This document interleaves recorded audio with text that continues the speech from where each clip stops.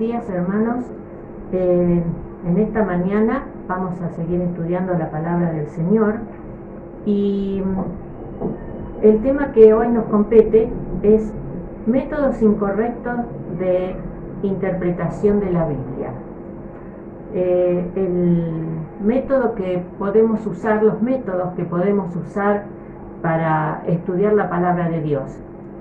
Y es importante que tengamos muy en cuenta este detalle, porque podemos llegar a tener una mala interpretación y caer en errores. Es importante también decir y aclarar que es necesario tener en cuenta una correcta interpretación de la palabra de Dios, y que eso sucede cuando empezamos a buscar y a tener una relación con el Señor. La interpretación de la palabra de la Biblia nos lo va a dar específicamente el Espíritu del Señor. El Espíritu de Dios es el que se encarga de revelar la palabra de Él en nosotros. Por lo tanto, nosotros lo primero que tenemos que hacer es buscar en primera medida la presencia del Señor en nuestras vidas. Lo primero que tenemos que hacer entonces es acercarnos a Dios, acercarnos a su presencia y pedirle que Él nos ayude a poder interpretar su palabra. Y como su palabra también así lo dice, su Santo Espíritu nos va a ayudar a que esa palabra sea bien interpretada. Muchas veces caemos en el error que buscamos en la Biblia las cosas que nos gustan o leemos lo que nos gusta, pero a veces no lo que no nos gusta tanto. O hacemos decir a la Biblia cosas que a veces la Biblia no dice. Por lo tanto, es muy necesario tener en cuenta toda la palabra de Dios, la integridad de la palabra de Dios, y en especial tener al Espíritu del Señor en nuestras vidas, y que Él sea realmente el que se encargue de dar una buena interpretación. Podemos encontrar lo que yo estoy diciendo, quisiera afirmarlo, en el libro de Juan 14, 26, dice lo siguiente: mas el Consolador, el Espíritu Santo, a quien el Padre enviará en mi nombre, Él os enseñará todas las cosas y os recordará todo lo que yo os he dicho. ¿Quién está hablando acá? Acá habla el Señor Jesús. Y está diciendo exactamente lo que el Espíritu Santo va a hacer en la vida nuestra, que es, dice, enseñar todas las cosas, no algunas, todas, y nos la va a enseñar. ¿Y qué otra cosa más dice? Y recordará todo lo que yo os he dicho. Esto es palabra del Señor. También en Juan 16, 13 dice: pero cuando venga el Espíritu de verdad, no de mentira, el Espíritu de verdad, Él os guiará ¿a qué cosa? A toda la verdad, porque no hablará por su propia cuenta, sino que hablará todo lo que oyere y os hará saber las cosas que habrán de venir. Él me glorificará, porque tomará de lo mío. Es el Señor el que está hablando, y os lo hará saber. Todo lo que tiene el Padre es mío, dice el Señor. Y eso dije que tomaran, por eso dije que tomaran de lo mío, y os lo hará saber. Esto es palabra del Señor, o sea que su palabra es revelada a través de su Santo Espíritu. Por lo tanto, es necesario en primera instancia y como introducción tener el Espíritu del Señor, tener un acercamiento hacia el Señor franco, sincero, buscar de su presencia para que Él nos ayude a poder interpretar la palabra. Y en este domingo vamos a empezar a estudiar dos métodos incorrectos. Uno de los métodos es el método literalista, que como su palabra lo dice, es entender literalmente.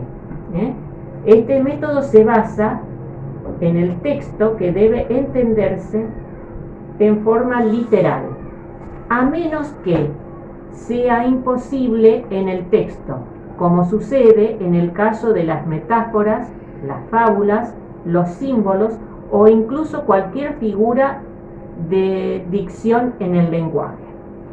Y encontramos un ejemplo que dice: si tu mano te fuere ocasión de caer, es muy conocido, ¿no es cierto? Si tu mano te fuere ocasión de caer, córtala. Mejor te es entrar en la vida manco que teniendo dos manos ir al infierno, al fuego que no puede ser apagado. Esto lo encontramos en Marcos 9:43. Esto no es que quiere decir que tenemos que agarrar y cortarnos la mano o cortarnos el pie porque vamos apresuradamente a hacer el mal, o porque nuestras manos van a hacer el mal tenemos que cortar la mano, cortarnos la lengua porque decimos cosas que no son. Acá se está refiriendo a la actitud que tenemos que tener en nuestro corazón y en nuestra mente. La mano, el pie, la lengua es el instrumento.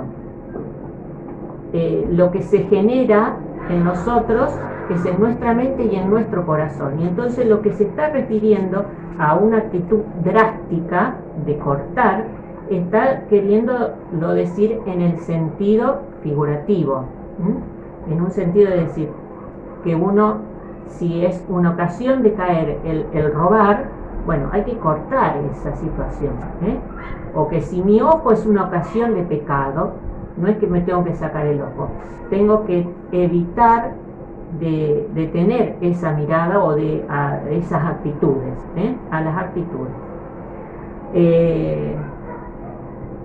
En otros sentidos también, el Señor Jesús estaba muy en contra, por ejemplo, y discutía con los fariseos con respecto al día de reposo, porque el día de reposo era un día que había instituido el Señor para alabar y glorificar su nombre, para que fuera un día de gozo.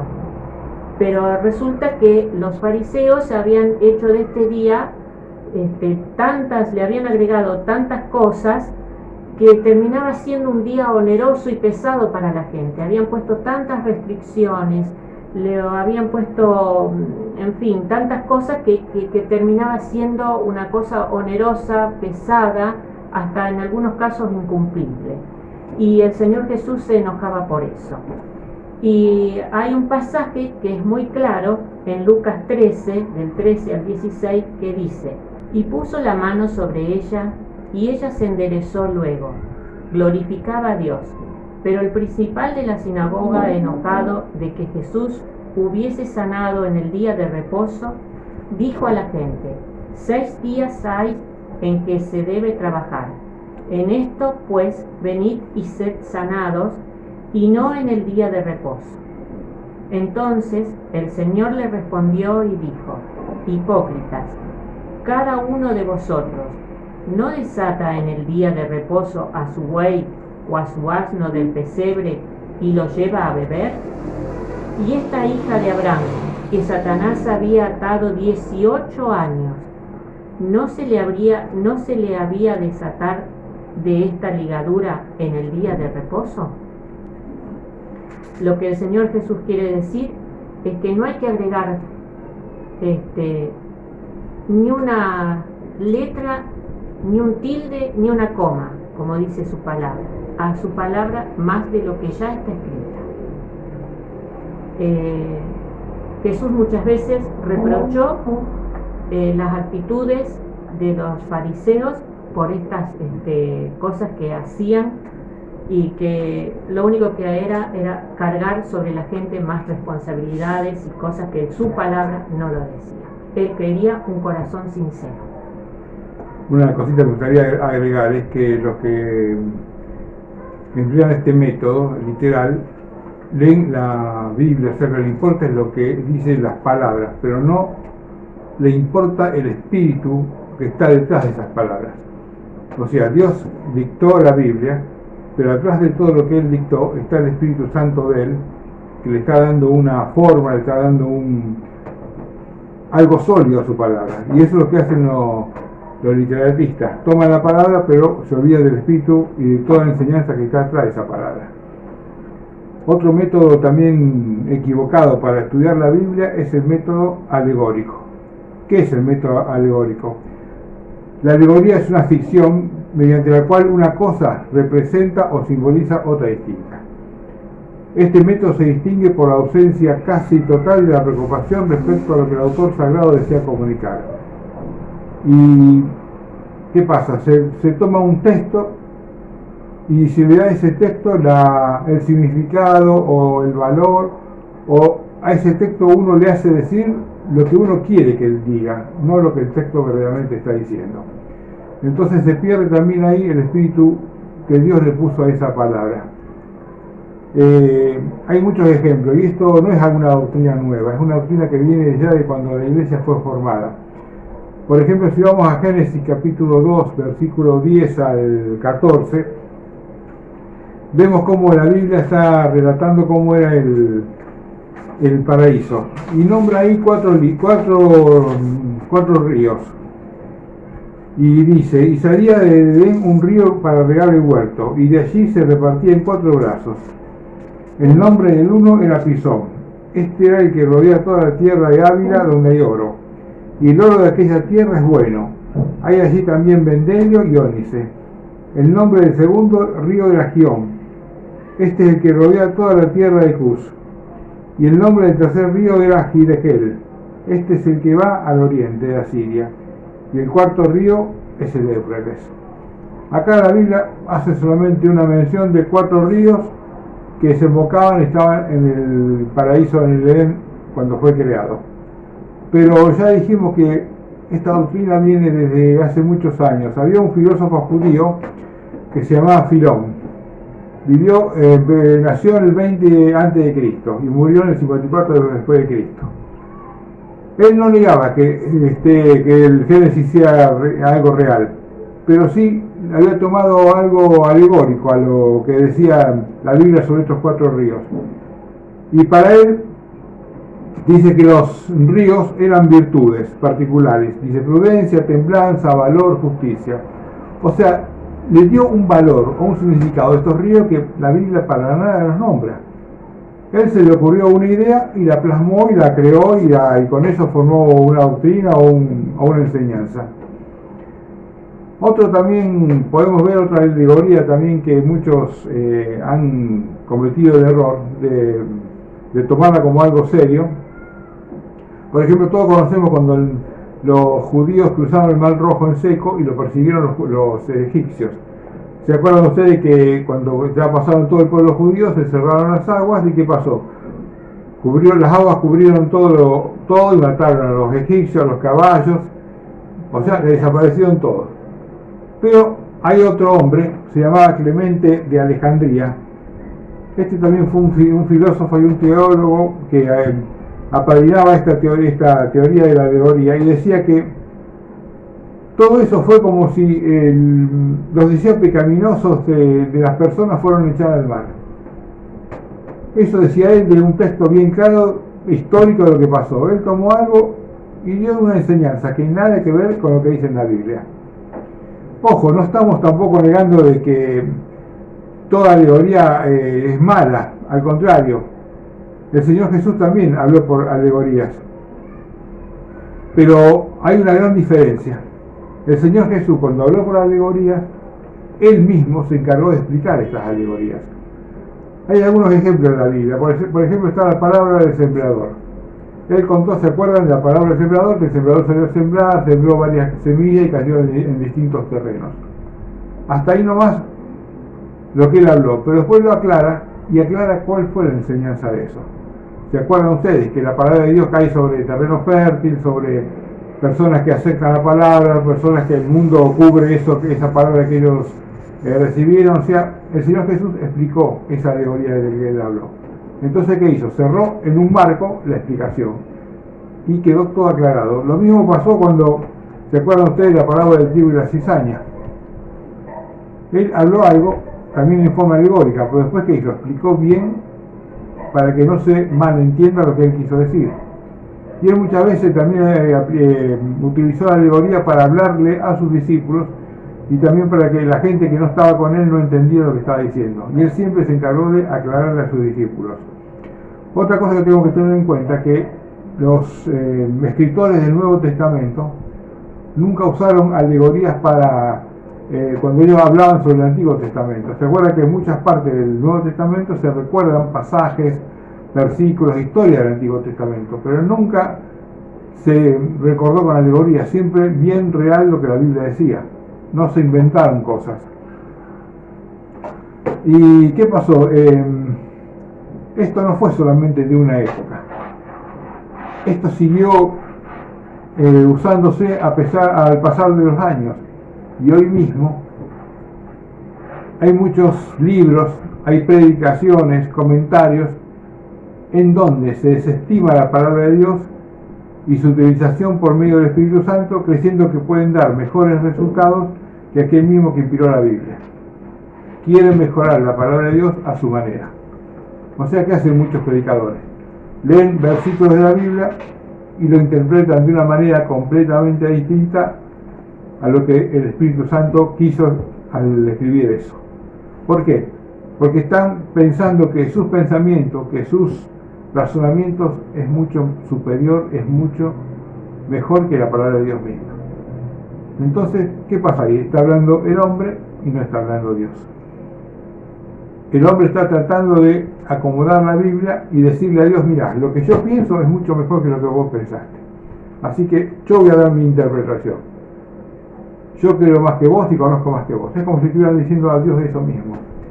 Una de las cosas que dijo Spurgeon, dice, los sermones deberían estar llenos de la Biblia. Nuestras propias palabras son meras bolillas de papel comparadas con el disparo del rifle de la palabra. ¿Qué quiere decir esto? Cuando estamos enseñando o cuando estamos hablando de la palabra de Dios, si nosotros somos los que estamos hablando, las palabras que nosotros digamos van a ser como bolita de papel que tiramos. ¿Qué hace una bolita de papel? Nos pega y no hace nada, ni una marquita deja. Pero dice que la Biblia se parece a un disparo de rifle. ¿Por qué? Porque el disparo de rifle, ¿qué hace? Te penetra. Y eso es lo que hace la palabra de Dios. Penetra, como dice la Biblia, hasta el mismo tuétano de la persona. Y cambia. Cuando hablamos nosotros, es una bolita de papel. Cuando habla el Señor, es algo que penetra hasta lo más íntimo. Por eso, hermanos, tenemos que tener muy en cuenta eso. Es muy lindo escuchar a predicadores, leer libros cristianos, pero tenemos que tener mucho ojo en lo que estamos leyendo. Una de las cosas que siempre recordamos con Adriana, que decía el pastor Longo, es: estemos atentos. Lo repetía muchas veces él en sus mensajes, en sus sermones. Dos palabras, estemos atentos, pero es una gran verdad. Una gran verdad. Hermanos, estemos atentos a todo lo que escuchamos por televisión, a todo lo que leemos en internet. Hay muchas cosas lindas, pero detrás de eso no está la verdadera enseñanza de la palabra de Dios. Discernamos, usemos el discernimiento, busquemos que el Espíritu Santo nos muestre cuál es la realidad, no caigamos en las malas enseñanzas, porque hay muchos hombres que buscan envanecerse ellos y no darle la gloria a Dios. Y el Señor quiere que seamos creyentes maduros, no quiere niños que seamos fluctuantes, no quiere niños, no quiere un jardincito de infantes. El Señor quiere una escuela bien, chicos bien maduros. Así que, hermanos, tengamos cuidado con lo que escuchamos, con lo que vemos.